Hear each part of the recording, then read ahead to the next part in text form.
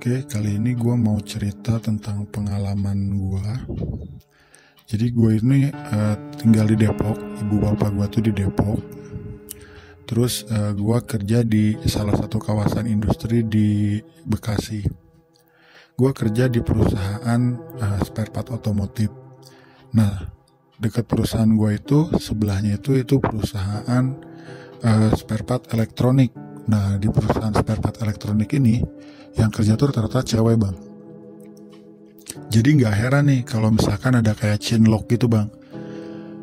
Karyawan di tempat kerja gua, ceweknya ya di pabrik sebelah gitu. Anak karyawan spare part otomotif ini, spare part elektronik ini, bang. Gua juga sama, bang.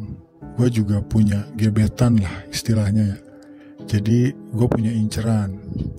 Nah, setiap gue kan kerja 3 shift tuh, bang. Masuk pagi pulang sore, masuk sore pulang malam, masuk malam sama pulang pagi. Nah, setiap gue masuk malam nih, di depan kawasan tuh ada cewek, bang. Cewek anak pabrik spare part otomotif, spare part elektronik ini, bang. Dari mana gue tahu? Ya karena gue lihat seragamnya gitu. Dan di situ ada tukang nasi goreng. Emang tukang nasi goreng ini langganan lah, para karyawan-karyawan kawasan tuh pasti pada banyak banget yang makan di situ, termasuk gua gitu. Nah, gua tuh lihat dia, wah, kata gua nih cewek, pokoknya tiap gua masuk malam, kalau lagi papasan nih, lagi barengan gitu. Karena kan perputaran shift gua sama pabrik dia tuh beda, bang. Kalau gua itu masuk malam, masuk pagi, masuk sore. Kalau dia masuk malam, masuk sore, masuk pagi. Jadi muternya beda tuh, bang.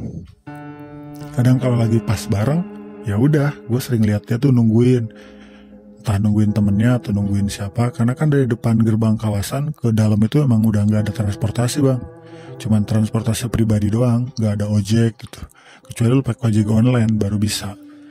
Nah, dia tuh sering tuh nungguin di situ, entah nungguin ojek online atau temennya gitu. Gue sempet gitu, ya tegur-teguran spek cowok gimana sih, bang? Gitu. Dia senyum, cantik, bang, anaknya beneran cantik banget. Tapi gue belum berani lah, gue tuh cemen, bang. Gue gak berani yang namanya kenalan gitu, gak berani, walaupun sebenarnya gue suka sama dia tuh, gue suka gitu. Nah, sampai akhirnya gue kan kerja di situ 2 tahun, bang. Jadi di pabrik gue itu sistemnya lu kontrak setahun, terus perpanjang setahun lagi. Nah, karena udah gak ada pengangkatan karyawan tetap, lu di-off dulu, bang, sebulan. Habis sebulan kalau lo misalkan beruntung lah kinerja lo bagus, lo bakalan dipanggil lagi buat dikontrak lagi gitu. Nah, gue tuh udah mulai serak-seraknya sama si cewek ini semenjak gue udah mau habis di kontrak kedua tahun gue tuh. Sampai akhirnya gue habis kontrak 2 tahun, terus gue di off. Balik dong gue ke Depok. Nah, pas balik tuh gue udah, aduh, sumpah deh, bang, gue udah mikirin, kangen lah gue gitu ya, kayak gimana sih lo kegebetan lo gitu, keinceran lo gitu, yang biasanya kita sering lihat kalau masuk malam. Wah, tapi gue nyesalnya saat itu gue nggak berani buat ngungkapin perasaan gue ke dia lah. Ya gimana ya, namanya gue cemen sih, bang, kalau masalah kayak gitu. Ya sampai akhirnya sebulan kemudian pabrik gue itu nelpon lagi, manggil lagi gue. Ya udah, senang lah gue. Akhirnya gue kerja lagi. Nah, kerja pertama gue itu masuk malam, bang, langsung shift malam gitu. Ya kayak biasa aja, gue berangkat, terus gue makan di tempat nasi goreng depan kawasan. Nah, si cewek ini ada, bang. Gue nggak mau nyanyain dong. Akhirnya ya udah, gue datengin si cewek itu. Tapi si cewek sumpah pemalu banget, bang, nunduk mulu. Itu tipe gue banget sih sebenarnya, bang. Sampai akhirnya gue liat ID card-nya kan. Paling gampang kan kenalan sama cewek kan, gue liat ID card kan. Gue liat ID card-nya namanya Asti, bang. Speak dong gue, Asti ya? Terus dia mangguk gitu. Gue bilang, mau bareng gak? Gue juga kerja di situ kok, sebelah pabrik lo. Terus dia mangguk. Ya udah, gas kan. Dia naik, set, gue anterin sepanjang jalan tuh. Gue bener-bener diem-dieman sama dia, bang, karena gue bingung gitu mau ngomong apa. Gue cupu nih masalah kayak gini. Ya udahlah, gue anterin, set, nyampe depan gerbang pabrik dia. Karena posisinya pabrik dia dulu baru pabrik gue, bang. Pabrik dia gue turunin depan gerbang. Terus dia turun, terus gue bilang, hati-hati kerjanya. dia cuman mangguk. Terus ya udah ya kata gue cabut, dia mangguk, ya udah gue tinggalin. Tapi asli di situ gue seneng banget bang, senengnya setengah mati, karena ya selama gue di op di Depok itu bang, ya gue kepikiran dia gitu. Sampai akhirnya gue bisa ngajakin dia naik motor gue gitu, gue anterin. Itu gue seneng banget. Itu hari pertama gue kerja lagi bang. Di hari keduanya gue lihat dia nggak ada. Gue kayak, lu tau gak sih, aduh kemana nih orang, kayak gitu perasaan gue tuh. Kata gue nggak ada lagi. Ya udahlah, kalau emang nggak ada ya udah. Sampai seminggu itu gue nggak ketemu lagi tuh bang. Gue ketemu di hari pertama gue kerja doang. Terus setelah itu kan gue perputaran shift tuh. Kalau di shift sore dan shift pagi tuh memang gue nggak pernah ketemu dia bang, karena ya tadi kan jadwal perputarannya beda gitu. Sampai akhirnya tiba-tiba pas gue masuk malam lagi, udah hampir 2 bulan tuh mungkin ngepas bareng lagi gitu, gue ketemu dia lagi bang. Satu tuh gue nggak makan nasi goreng gitu, gue langsung berhenti aja depan dia. Terus gue bilang, Asti mau bareng nggak gitu. Terus dia mangguk. Ya udah kayak biasa naik ke motor gue, terus gue anterin. Nah gue mulai membuka percakapan gitu bang di tengah jalan itu. Gue bilang, lu tinggal di mana Ti? Tapi dia diem, dingin banget. Gue liatin dari spion, dia cuman kayak nunduk. Wah kata gue, nih cewek pemalu nih. Terus ya udah, dia nggak mau jawab, cuman diem duduk. Oh ya udahlah, gue pikir juga ya namanya cewek pemalu kan. Sampai ke depan gerbang PT dia tuh ya udah kayak biasa. Dia turun, terus gue bilang hati-hati kerjanya. Iya, dia mangguk. Terus ya udah gue cabut. Iya, mangguk, udah gue cabut. Nah di minggu itu gue 3 kali bang nganterin dia, maksudnya bareng sama dia gitu. Dan gue tuh ngerasa kayak ya udah kayak jadi cewek gue, tau gak lo? Kayak ngerasa wah kayaknya dia nerima gue deh. Kata gue kalau ketemu lagi mau gue tembak gitu ceritanya bang. Sampai akhirnya terus lama tuh bang, udah hampir berapa ya, 4 bulan 5 bulanan lah. Pas gue shift 1 gitu, shift 1 shift malam gitu ya, dia gak ketemu, gak ada dia di tempat situ gitu. Wah kata gue, kemana nih bocah? Giliran gue udah serius mau nyatain perasaan gue, gak ada gitu. Sampai ujung-ujungnya itu di malam Kamis malam Kamis atau malam Jumat apa malam Kamis itu, dia ada bang. Gue berhenti, terus gue bilang mau bareng gak? Terus dia mangut. Ya udah naik ke motor gue anterin kayak biasa gitu bang.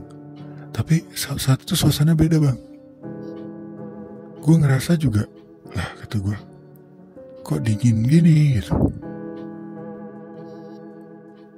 Kenapa gue bisa ngerasa dingin? Dia tuh kayak gimana ya, ada aura gimana gitu ke badan lu gitu bang, kerasa lalu kayak dingin gitu. Wah kata gue yang tadinya mau ngungkapin perasaan gue juga, gue jadi kayak kok malah gue merinding nih kata gue. Kenapa nih? Sampai akhirnya justru perasaannya tuh yang selama di perjalanan jadi berkecambuk di hati gue tuh, kok gue ngerasa kayak merinding gini ya. Dan gue berkali-kali lihat spion bang, dan itu gue lihat Asti gitu. Kata gue gak biasanya nih. Sampai tiba-tiba gue udah nyampe ke gerbang perusahaan dia itu, ke PT dia. Terus biasa dia turun, terus akhirnya gue ya speak biasa, hati kerjanya ya, kata dia mangguk. Terus gue cabut ya, nyampe ke pabrik gue cerita lah ke teman gue bang. Gue cerita tentang si Asti ini, kalau gue ini punya gebetan nih, kata gue, anak sebelah, orangnya cakep, dan itu tipe gue banget, cewek-cewek pendiam. Terus kata teman gue, siapa namanya? Asti, iya. Karena teman gue yang gue ajak curhat ini, itu juga punya pacar, anak pabrik sebelah juga bang. Asti mana, kata dia. Gue bilang, kalau dia di kartunya namanya Asti Purnamasari. Oh, kok gue kayak pernah denger ya, kata dia. Terus gue bilang, denger dari mana? Mantan lu bukan? Bukan lah, kata temen gue. Tadi gue tanyain ke cewek gue, kayaknya gue pernah denger deh nama itu, kata dia. Iya ya udah, gue bilang, coba deh cari tauin dia rumahnya di mana, gue bilang. Ya kalau emang jodoh kan gak ada yang tahu, gue. Terus dia, wah kata, lu ngebet banget lu sama dia. Iya, gue bilang, pas sebenarnya gue kenal dia udah lama, gue bilang ke teman gue tuh. Semenjak dulu tuh yang mas gue kontrak ke 2 tahun sebelum gue di op juga, gue udah ngincer sama dia, gue sering ketemu di situ depan kawasan. Oh katanya, pas gue di op aja gue aduh nyesel banget dulu gue kenapa nggak nembak dia. Nah makanya kemarin tuh mau gue tembak tapi gue ngerasa suasananya berbeda, gue bilang. Terus kata dia, oh ya udah ntar gue coba cari tahu ke cewek gue, kata temen gue kayak gitu bang. Ya udah. Nah semenjak itu gue juga udah cukup lama tuh gak ketemu Asti. Sampai akhirnya gue yang nanya duluan kan ke teman gue, gimana cewek lu udah tahu belum Asti itu orang mana? Gue udah lama banget gak ketemu dia. Terus kata temen gue, lu beneran ketemu sama Asti? Iya. Berapa kali? Gue jawab kan bang, pertama gue masuk nih gue ketemu tuh hari pertama gue kerja malamnya. Terus pas gue shift satu lagi, shift malam lagi, gue bilang gue nganterin dia sampai 3 kali lah ada di minggu itu. Sama terakhir ketemu dia yang gue curhat sama lu, yang gue bilang gue mau nembak dia. Gue, oh namanya benar Astri Purnamasari? Iya benar. Coba deh kata gue, kalau lo ketemu dia lo fotoin orangnya kayak gimana. Oke siap. Nah udah hampir 6 bulanan 7 bulan gue ketemu dia lagi bang. Gue ketemu dia lagi. Set gue ketemu dia lagi biasa nungguin temennya itu di depan kawasan. Gue tanya, Ti mau bareng gak? Iya bareng kata dia. Enggak dia nggak mangguk gitu. Ya udah, akhirnya kayak biasa dia naik ke motor gue anterin, set nyampe.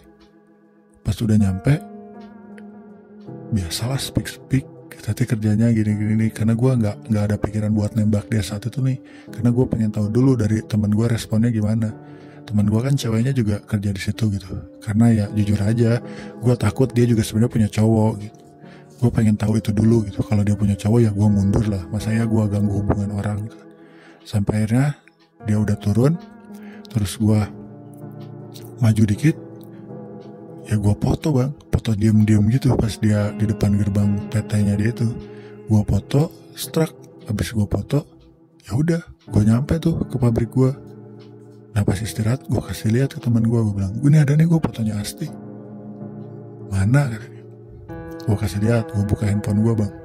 Pas gue klik galeri, gue kasih lihat ke teman gue, lu tau gak bang? Itu foto gue cuman foto gerbang bang, cuman gerbang, gak ada orangnya. Itu gue langsung shock, gue tahu. Padahal gue yakin tadi gue foto Asti bang, tapi itu kagak ada di galeri gue tuh. Gue lihat lagi foto-foto yang lain, foto gerbang itu cuma itu doang bang. Gue tuh langsung, tadi gue bilang ke teman gue, tadi gue beneran gue foto dia, semalam gue foto dia, bukan cuma gerbang doang. Gue bilang ada orangnya, tapi kok ini sekarang tinggal gerbang doang yang gue foto.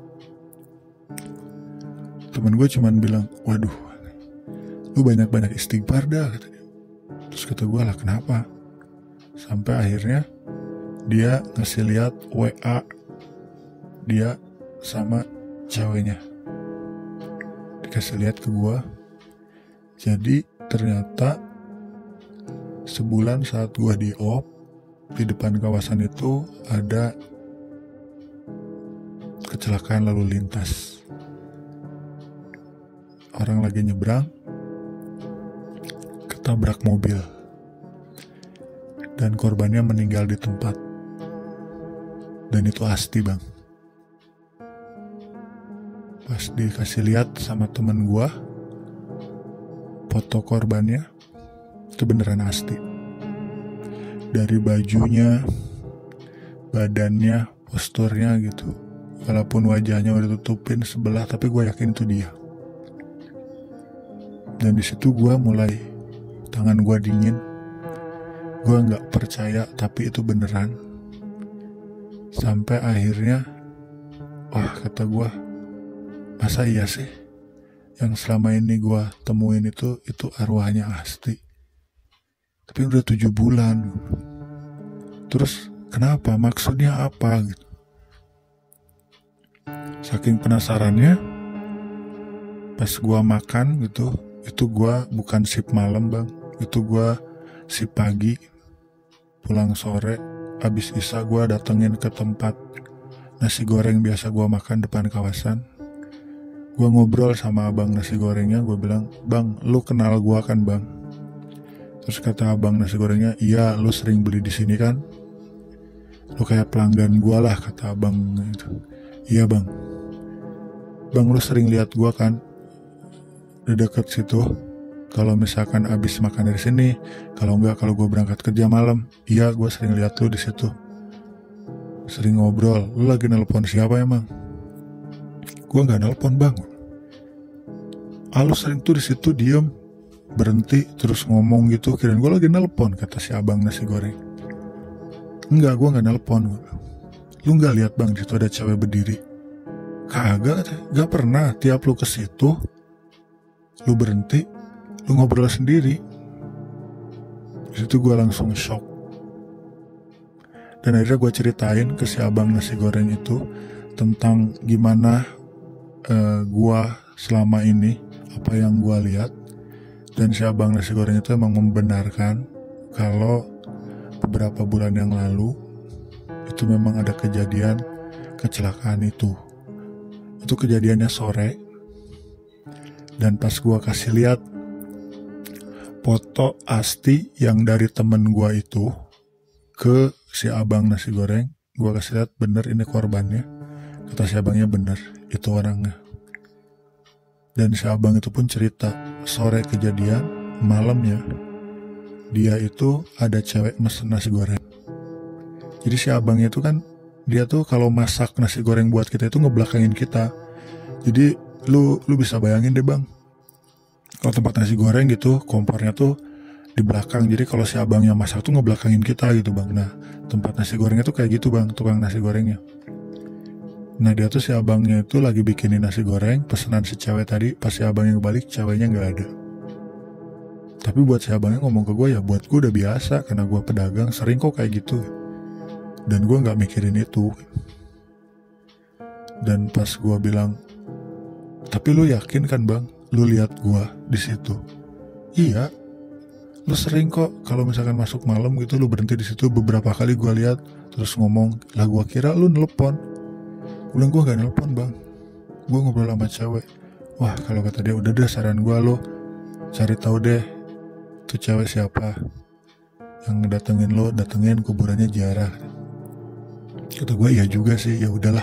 Akhirnya besoknya gue minta ke teman gue itu kan ceweknya kan anak pabrik situ, minta cari tahu lah tentang Asti ini. Jadi kalau misalkan gue bisa ketemu sama keluarganya, gue mau ketemu sama keluarganya. Sampai akhirnya dari si ceweknya teman gue itu, gue dikasih tahu alamatnya Asti, dan gue datengin lah alamatnya.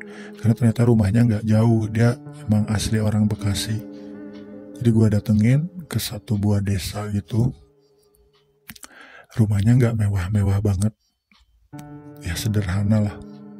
Gue ketok pintunya, terus keluarlah sesosok ibu, mungkin ibunya dia. Terus gue ceritakan apa yang gue alami, dan ibunya itu tiba-tiba berurai air mata, dan gue minta izin untuk ke makamnya beliau. Sampai akhirnya gue dianterin. Terus gue berdoa, terus gue juga ya gue nggak ngerti maksud dia tuh ke gue, kenapa kok muncul gitu. Ke gue doang, ke orang enggak gitu. Kalau emang gue ada salah ya gue minta maaf. Sampai akhirnya ya udahlah, gue juga di situ terharu lah. Masalahnya ya gue nggak bisa bohong kalau gue punya perasaan gitu ke dia.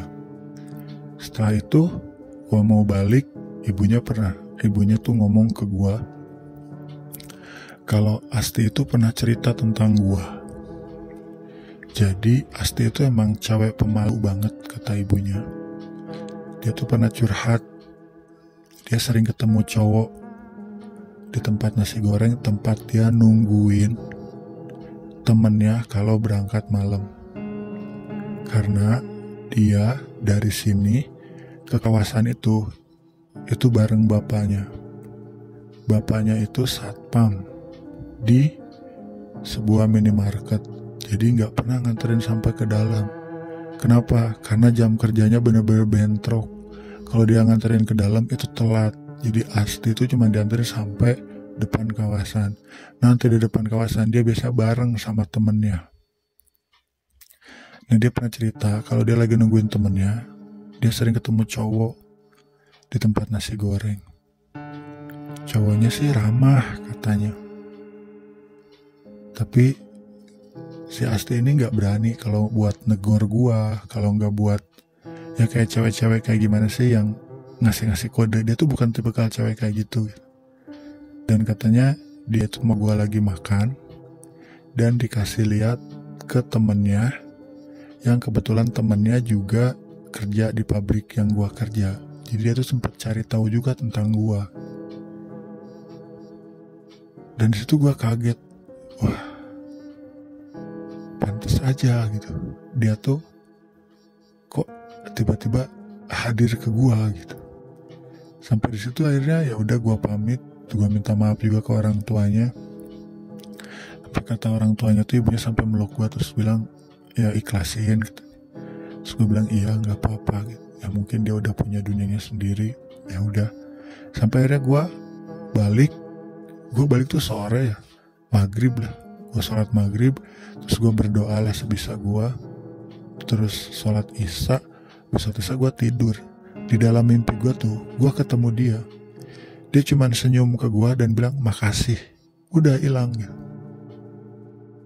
Dan itu gila tau gak? Gue disitu langsung bangun dan gak tahu kenapa gue keluar air mata aja gitu. Keluar air mata karena gue ngerasa ada ya yang kayak gini gitu. Ini kejadiannya di 2015 bang, udah 6 tahun yang lalu gitu. Dan itu edan pengalaman yang sampai hari ini pun gue gak bisa gue lupain. Gue tuh gak percaya yang namanya ya kayak mitos-mitos kayak gitu, tapi itu gue alamin bang, sumpah. Gue sampai pas gue ceritain aja merinding banget nih. Ya intinya gitulah bang, lo boleh gak percaya, tapi kalau udah merasakan lo pasti bakalan percaya gitu. Intinya sih menurut gue mereka tuh ada gitu. Mungkin ada ikatan yang kuat sebelumnya, sama-sama mungkin gue punya perasaan ke dia, dia punya perasaan ke gue. Cuman gobloknya gue mungkin saat itu karena gue cupu banget, gak berani yang namanya ngungkapin. Dan tiba-tiba sekarang kejadiannya kayak gini gitu. Ya itu sih ya cerita mistis gue. Gue gak tahu ini mistis atau romantis, tapi intinya gue mengalami hal itu. Thank you bang, udah dikasih waktu buat share di sini. Semoga channel lu tetap berkembang. Thank you bang.